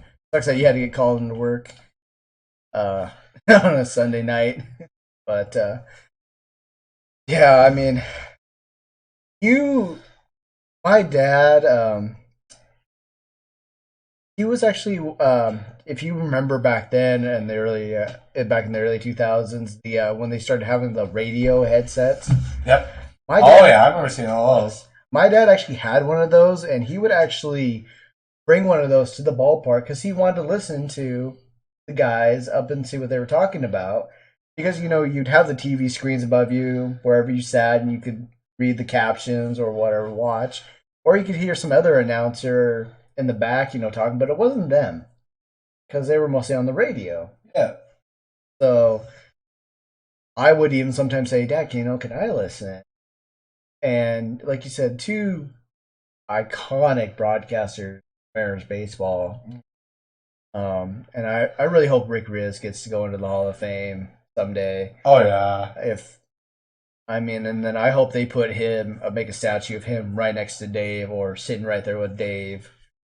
I think he deserves that. But like you said, Dave with the most probably iconic Grand Slam call, and even the Eggers double or Ichiro's hit or the squeeze play or Felix's perfect game. How those guys would just get so into it because they loved baseball so much and they loved this organization. Dave was there from the very beginning. Rick came in later. In the 90s. Like 90s. He was with somebody else for a while and then came over. But And he's Yeah. still there. And he's still there, still doing it every day. He just does radio though. He still does the whole radio. Yeah, because mostly it's like Blowers and Valley on the TV and somebody else, but still, I love throwing on. When I'm coming home from work or if I'm driving around the games on, and I love throwing on the radio and listening to him talk, and just he'll bring up stories, from old games or about players and sharing them, and it's just great to listen to. And Dave was the same way. I'm sorry, but every time we bring up Dave, I think of the memories and the calls he has, and I get emotional about that. I miss that guy so much. You have no idea.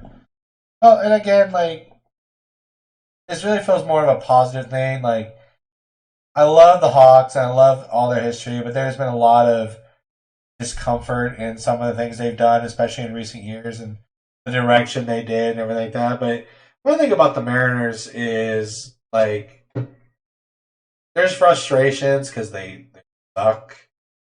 Really did. Long time. Pretty much after Ichiro left, as we went downhill. When we had Ichiro, is still going downhill. Like, I mean, he was our face, putting butts in the seat.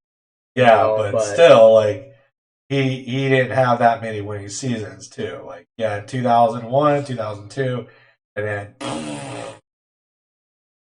But just there's so many memories with the Mariners, and like thinking about this year, and we both felt that there was something really special with this team, and so excited to be back in the playoffs. And I hope this is, for many years to come. There's such a young core. There's such a great core. But, the great thing about the Mariners is that I don't remember the Hawks talking about this and everything like that. I could be mistaken. But there was a very special thing that the Mariners had talked about, especially Mitch Haniger, some of the players that were there from last year, was honoring those that came before them and how they put them in the position to go. They set them up. Thinking about how a lot of those players wish that Kyle Seager was still there.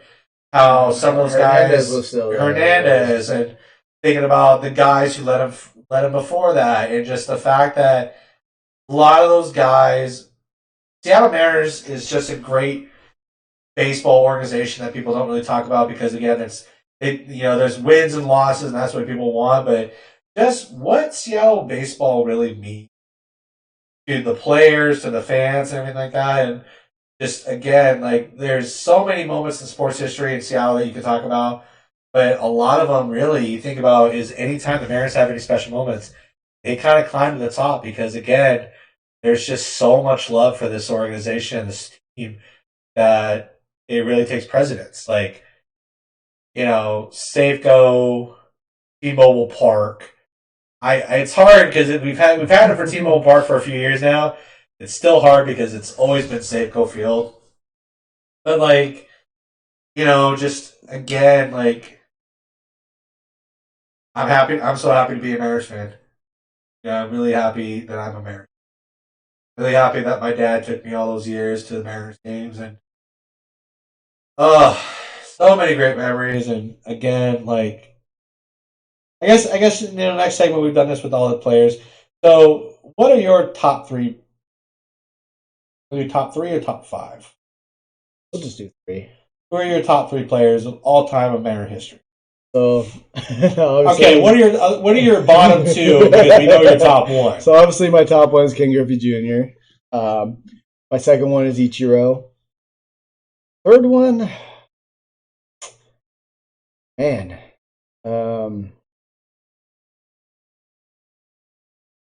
that's kind of a tough one for me.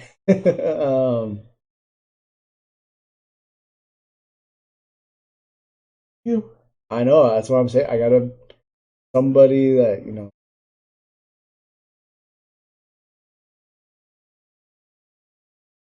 what? I'm gonna go with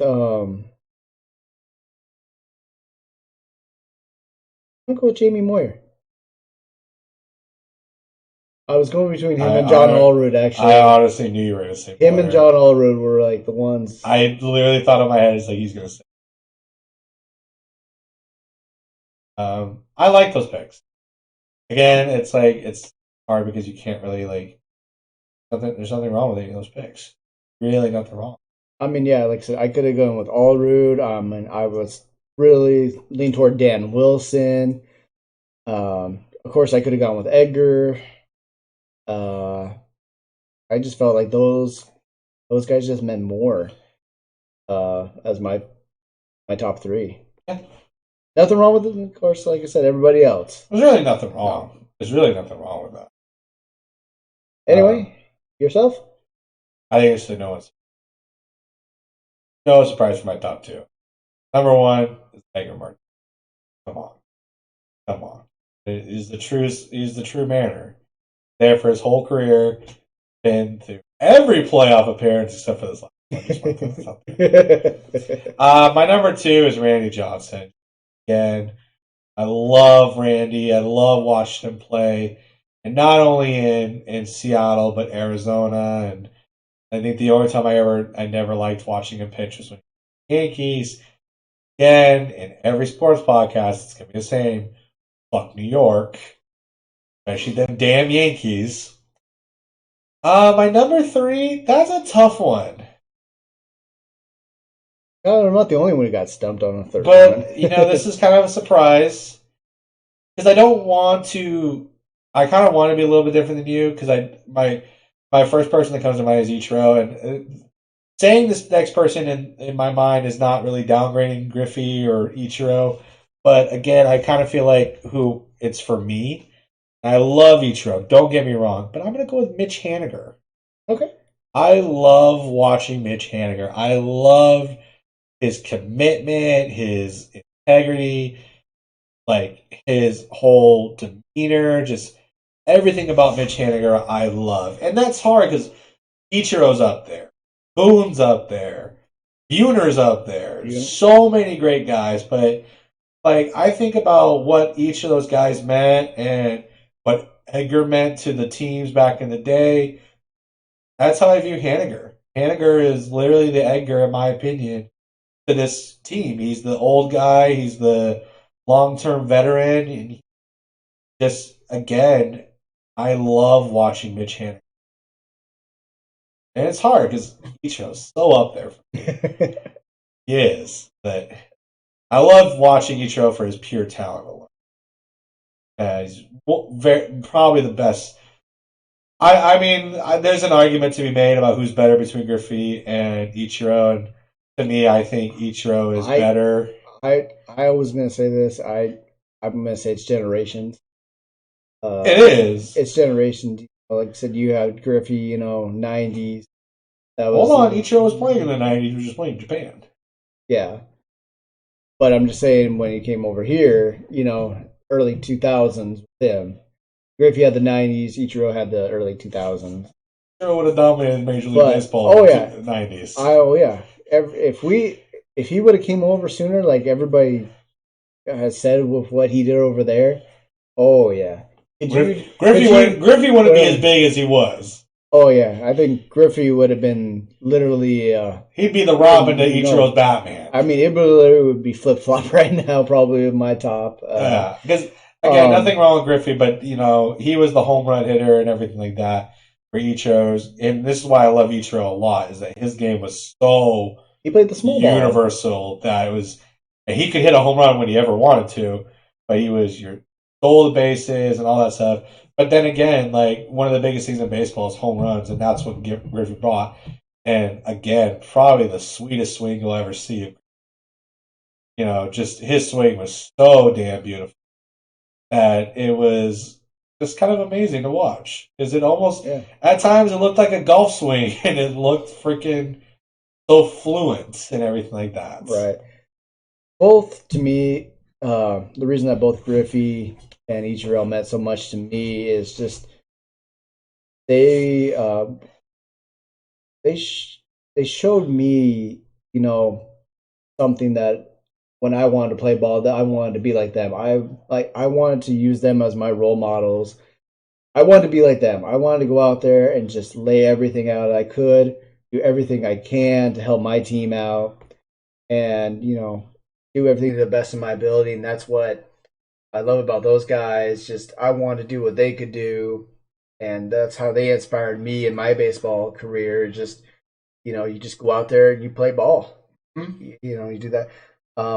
Jamie Moyer. The reason I throw him in here is because he was not the hard throwing left handed type of pitcher. He was the more crafty one who Oh, didn't have the high fastball, and yeah, that's what I loved wicked about. ass.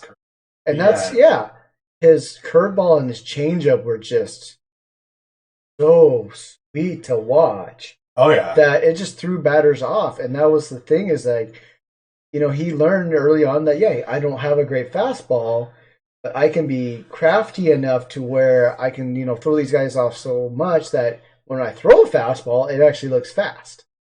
And Oh yeah. I mean, just watching Jamie pitch was just, like I said, the It was a guy, thing of beauty. it was a thing of beauty. And the guy took care of himself. He actually had a long career, Mhm. more than normal, and because he took good care of himself. And like I said, I just love watching that man pitch. I only got to see him. I think I got to see him a piece of at least twice, and one was actually when the Minnesota Twins were at Safeco Field, and David Ortiz was on the team, and he hit David Ortiz, and we thought a brawl was about to.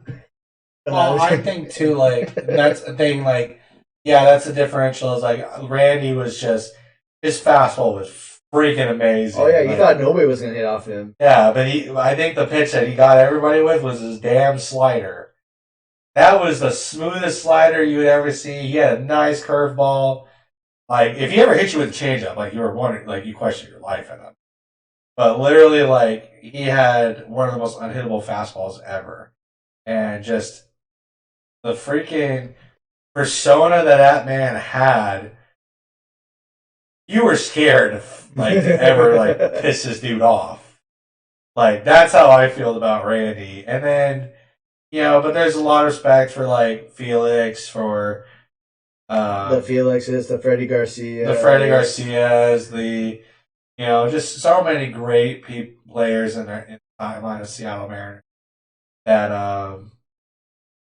it's again just it's a wonderful thing to be a Mariners fan through the hard times and the good times. Just again, it's one of those things that I will never give up on. Like, and I've had my frustrations, and Oh yeah, I always say there are two different types of Mariners fans. There's the fans that are in denial that they're gonna win the World Series every fucking year. And as much as I would love for that to happen, we know that.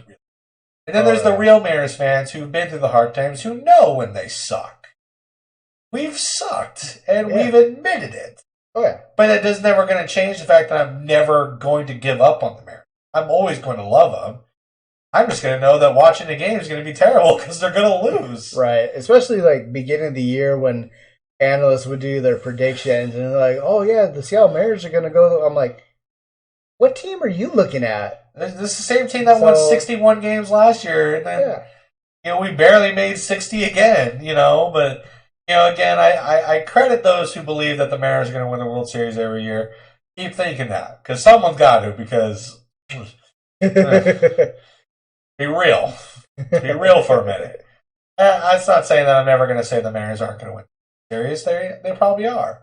I might be dead, but we'll never know. We'll never know.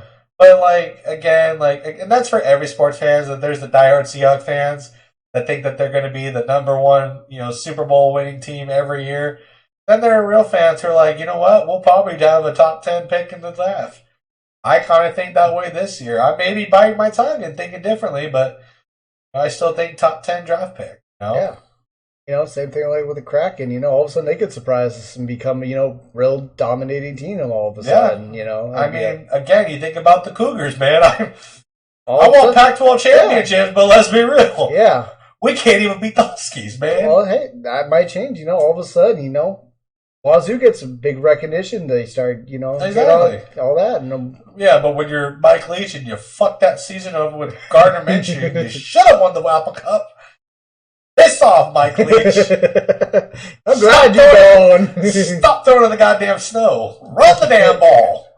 Run the damn ball. Oh, actually, a defensive player I forgot to watch that I say I loved watching in Wazoo was Hercules Mataafa. What? I know. I'm like, what? Hercules Mataafa. Mataafa? Yeah, the fucking stud in the Wazoo football. That's a name. Holy. Yeah. Okay. Remember that name. Well, Hercules is not hard to forget, but anyway, back to the Mariners. Anything more you'd like to add? No, I mean, we'll continue on as the playoffs go on, everything like that. We'll continue on with anything like that with the Mariners. Just this podcast, this episode was about just kind of our background of these teams and how we feel about them, and our love for sports really start and end with Seattle sports and Washington State, and again, it's just always looking forward to every season, regardless of how they turn out. Being in Seattle sports, being a Washington State fan. I mean, more so Cougars fan than UW. I mean, I can't really say for UW, but I'll say for Wazoo. Like, you never expect championships, and you always hope, but you always hope for good seasons, and that's exactly what we've seen in the last few years. And just always fun to watch. So the teams we never think to win. I know the Pooches think that they're going to win this Pac-12 every year, and and how dare we not believe that? Oh, I know. I'm a realist when it comes to that, though. So I know when my team is not, is not worthy of that. I wish more people were like that. No, I mean, I can't, be like always like, Alabama is going to win the whole thing every year. I mean, I as great as that would be, nah. When we talk about Alabama, there's almost a guaranteed. Like, you hope for a team to actually beat their ass. Like, I always go into every season going, Alabama's going to win it. Yeah, right. Hopefully, Ohio State or Georgia or Clemson okay. If it was Alabama and Ohio State, I'm going to go for Alabama. I hate Ohio. I hate Ohio State. Anyway, Ohio State. Anyway, but if you get my meaning, like yeah, yes, it would be great to have a dominating program, but unfortunately, we are not that way. Which I'm actually fine with. I'm fine with. So, like I said, I kind of like being the underdog. Having that once in the however many years, all of a sudden we rise up finally and put something together. And very special moments when Washington made the college football playoffs. And no one ever thought that was going to happen, and when it did, it was amazing. I mean, I just hope for an Apple Cup win.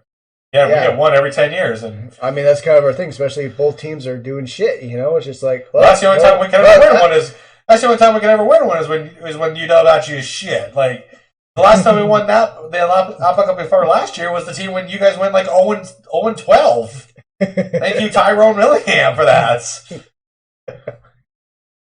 God, that was a really bad Apple Cup, too. That was a horrible Apple Cup. It was like 1-11 Washington State versus 0-12 Washington. And it was such a terrible game. Oh, yeah. You watched that game and you never questioned why both teams sucked so bad. I remember hearing that the guy was finally fired. I remember watching that game and you just realized, like, watching that, like, this is why we suck. I think there were so many bad, like, fumbles and interceptions. Like, I swear to God, it was, like, the worst game ever played in Apple Cup history, man. Right. Fuck Paul Wolf. Fuck Tyrone Willingham. Fuck the Yankees. Fuck the Mets. The Jets, the Giants, the Knicks. And most importantly, fuck you, Rob. All right, everybody. We hope you all enjoyed this. We hope to do a follow-up about all these teams here in the future. Like we said, with the Kraken, as their season goes on, and we pay more attention to them, as well as pronouncing their names. Yeah, being able to pronounce their names. By the way, the mascot that they just revealed, I am not quite a fan of. Bowie? Yeah. You mean the troll? Yes. The one we took from the Trolls movie that looked like those fucking little trolls that we grew up with as kids, the little hairs. Yep. That was the weirdest thing. That is the weirdest mascot we've ever had. We've had a Sasquatch for the Sonics. I don't remember what the Storms was. We have a Moose. They just showed that Storms one.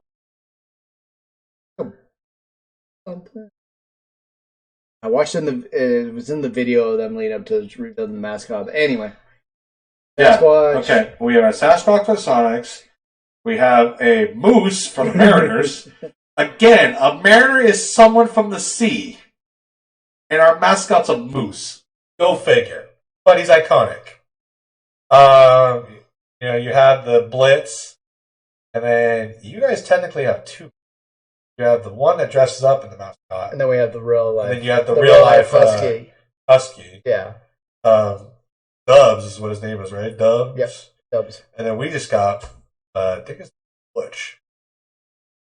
Butch the Cougar? Yeah. Butch. And we have Harry the mascot. Harry the Husky. Harry the Husky? Is that really his name? Yes, Harry the Husky. Harry the Husky. Oh, that's funny.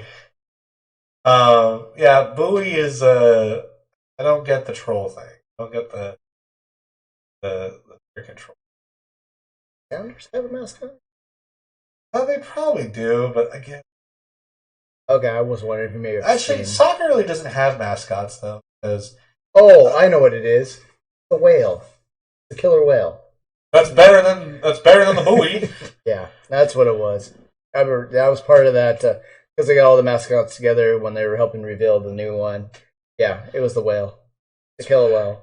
It's hard though with soccer though because a lot of their teams don't really have names. They just say like something something FC. You know, that's kind of like their thing. Yeah, we're one of the few teams that actually has like. Well, doesn't FC stand for football club? Yeah. Right. Yeah. So we're technically the Seattle Sounders Football Club. And then just tell the mascot. Yeah. All right. Yeah, I know. But anyway, Furby. And Furby, and then like I said, whenever and hopefully soon when Sonic basketball comes back, talk some more about that. And other than that, I don't have anything more to add. I think we are ready to wrap it up. We've been literally almost 2 hours now doing this. Yep. But it's been fun. I mean, I think this was great. We've been wanting to do this for quite a while. Talk about Seattle sports and share, our memories, our thoughts, our predictions. So our hatred for players. Our hatred for some players, our hatreds for some teams. Hey, you had some hatred for, Branch, Sidney Rice, and don't put this on me. I just blame the guy who actually meant more to Seattle than those fuckers, okay? So I was waiting for you to go off on Robbins and Cano. I was actually waiting for that. Fuck him. Don't let me be the only hater around here, right? You gotta show some hate for him and Eric Bedard. Waste of fucking money. I don't remember Eric Bedard. Left-handed pitcher from Baltimore that had a great year over there, and we brought him over, and he did shit. It was also kind of a waste. Jeff Cirillo. Third baseman we got from Colorado Rockies. Third baseman? He was a third baseman. I don't know. Oh, heck, we went out and got Jared Weaver, Jeff Weaver's older brother, and waste. The year we got Cliff Lee, waste. Oh yeah, waste. Yeah, so funny. Actually, no. I'm still pissed about the Cliff Lee thing though because we traded him mid-season and everything like that. He ended up leading Texas to the World Series. I was pissed because I wish we would have kept him because I actually liked him a lot. But I would say my worst player I've ever hated in Mariners history was, first of all, A-Rod. Fuck you, A-Rod. Was Robinson Cano because that was just a waste of money. Spent way too much money on him. Steroids! Yeah, and then the guy ended up getting suspended twice. Yep. And finally we're like, get out of here. Better without him in that 1 year. Oh yeah, there was that game where that time he suspended, we actually did better without him. Yep. Anyway, guys, wrapping this up. Thank you all very much for coming out and hanging out, listening to us as always. This will be up on YouTube, so make sure you like, subscribe on there, and comment if you would. Let us know your thoughts, or if you'd like to share what you think about your team. if you have a team from somewhere that you really like to enjoy. Also, any suggestions you have for us on stuff you want to talk about, please feel free to share. And Ryan, as always, Hit the putter too.